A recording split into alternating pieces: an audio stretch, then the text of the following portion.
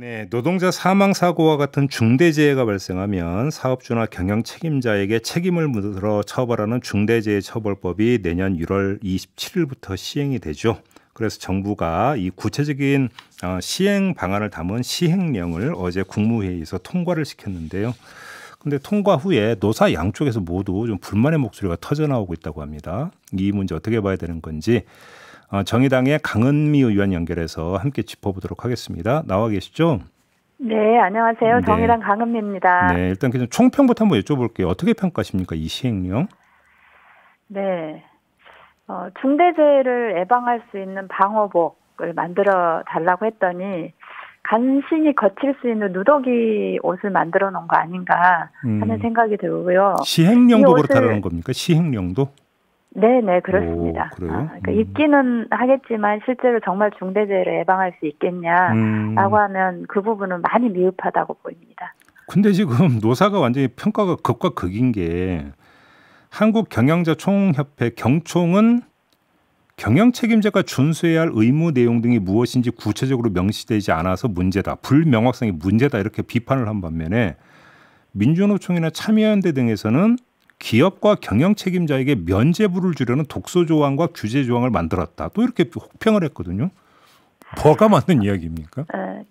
일단은 그 전 세계적인 추세는 굉장히 포괄적으로 법은 그 명시를 해놓고 실제로 법정이나 노동부에서 구체적으로 이런 포괄적인 의무, 실제로 노동자가 죽지 않고 다치지 않게 해야 될 의무를 충분히 다했는지를 살펴보는 방식이거든요. 예. 그런데 이제 이 법 자체를 법도 이제 많이 부족한데 너무 좁게 해석한 시행령이 만들어지면서 정말로 웬만한 것들은 다 빠져나가게 만들었기 때문에 노동계에서 반대를 많이 하는 겁니다. 그러면 경총의 이 비판은 앓는 소리입니까, 그냥?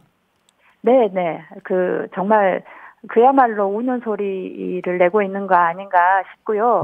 실제로 기업계 부담이 더 많이 줄었어도 똑같은 반응을 했을 거다 이렇게 생각하고 이제 정말 우리가 좀 고민해봐야 될 부분은 유럽 같은 경우는 이런 사고성 사망은 거의 없거든요. 그런데 이제 우리나라는 실제로 14%인데 우리나라는 50% 가까이 되는데 그런 것들은 충분히 예방할 수 있는데도 불구하고 기업이 과욕한 이 탐욕스러운 것 때문에 노동자의 죽음을 방치하고 있는 건데 그런 부분에 대해서 이제는 좀 시민들에게 죄송하다. 우리가 정말 노동자가 죽지 않도록 다치지 않도록 최선을 다하겠다고 해야 되는데 지금도 이렇게 우는 소리만 하고 있다는 것 자체가 참 안타까운 상황입니다. 지금 저 구체적으로 들어가서 지금 뇌 심장질환계 질환, 그다음에 직업성 암, 근골격계 질환 등이 지금 빠졌다면서요. 네. 이게 핵심 문제입니까? 네, 그러니까 이제 문제는 이 사람들이 죽으면 한 사람 이상 죽으면 이제 중대재해 그 산재로 인정을 받으면 그러면 중대재해가 되는데 죽지 않고 아무 일도 못하게 누워 있다고 하더라도 이런 경우에는 이제 직업성 질병으로 인정을 받지 못하기 때문에 그런 면에서는 이분들은 결국은 이제 이 중대재해처벌법으로는 처벌할 수 없게 되는 것이죠. 근데 지금 저도 기억이 나는 게 그 여러 번 뉴스 나왔던 게 택배 노동자 과로사의 경우에서 심혈관계 질환으로 인한 어떤 사망이 여러 건 보고가 된 바가 있지 않습니까? 그러니까 이제 이 문제도 택배 노동자가 과로로 죽었어요.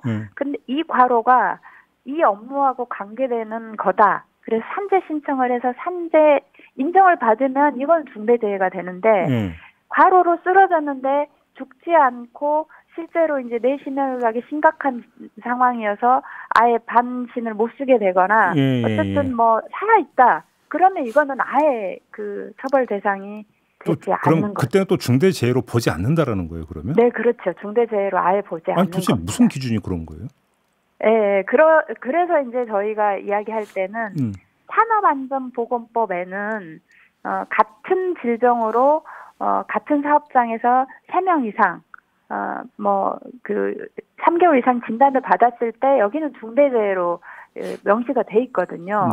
그런데 이제 여기서는 이제 법률에 우리가 이제 급성 그 중독 이라는 표현인데 급성 중독 등이라고 해서 그 급성 중독을 포함해서 나머지를 열어놓고 한 건데 이 법 해석 이제 하면서 이 정부는 급성 중독만 포함돼 있기 때문에 그에 나머지는 포함 안 시키겠다.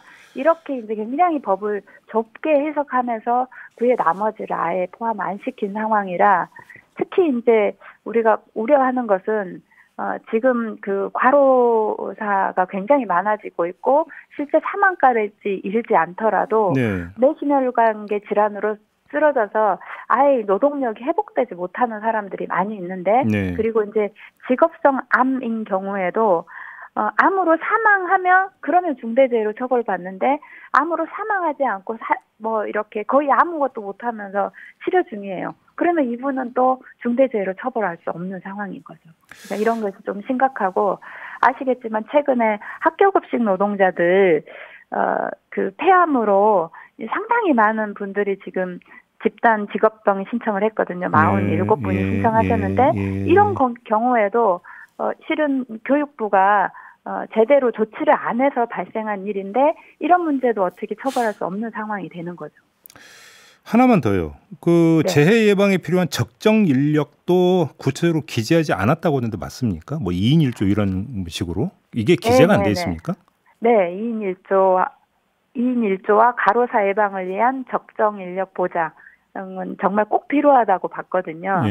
그런데 이제 요것이 약간 수정이 뭐 재해 예방을 위한 필요한 안전 보건에 관한 인력 이렇게만 표시가 돼 있어서 실제로 2인 1조 작업이나 이런 것들이 가장 큰 문제였는데 그런 것에서는 또 비껴가는 거 아닌가라고 하는 우려가 또 있습니다. 그리고 또 하나 지금 중대 기업재해 말고 중대 시민재해가 있잖아요. 네네. 근데 여기 그러니까 이게 공중 이용 시설 범위를 그 확대해야 되는데 확대하지 않았다 이런 지적도 있던데 이건 무슨 이야기입니까?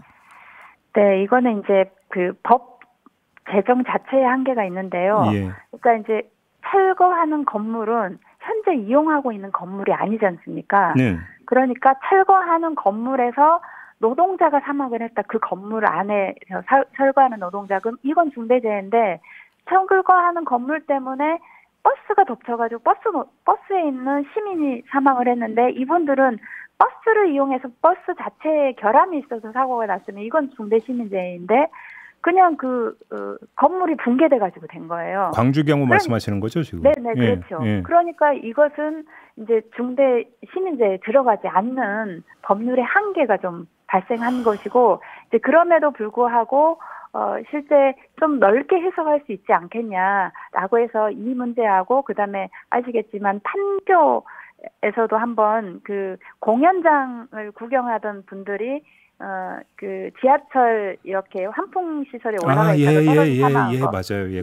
요것 두 가지가 포함돼야 된다라고 했는데 이 두 가지가 다 포함되지 않는 시행령이 만들어져서 요거는 이제 법 개정이 좀 필요하지 않을까 싶습니다. 그래요? 그러면 시민이 그냥 그 길거리 지나가다가 피해 있고 이래도 뭐 지금 뭐 방법이 없다는 얘기가 되는 거잖아요. 그러면. 그러니까 그건 다 민사로 해야 되는 것이고 이 그러니까 중대시민재해는 포함이 안 돼서 정말 이게 이제 큰 구멍이라고 봐야 될 것 같아요. 이건 시행령을 손봐야 되는 겁니까? 모법을 손봐야 되는 겁니까? 요거는 어쨌든 그 모법에 좀 애매하게 표현이 돼 있어서 모법 자체를 개정하자는 이야기가 이것 때문에도 적극적으로 나오고 있습니다. 참, 모법도 누더기라는 지적을 참 많이 받았는데 시행령도 마찬가지네요. 네네 그렇습니다. 뭐 시행령이 모법 따라가지고 자. 알겠습니다. 그 좀 마무리하기 전에 우리 의원님 같은 산업재해에 대해서 계속 꾸준히 목소리를 내오셨던 분이기 때문에 한번 별건 하나 여쭤보고 싶은데요. 네네. 곽상도 의원 아들 건 그 보도 보셨죠? 네네 봤습니다. 그 뭐 50억 그건 이제 44억이 산업재해 관련이라고 하는데 어떻게 보십니까?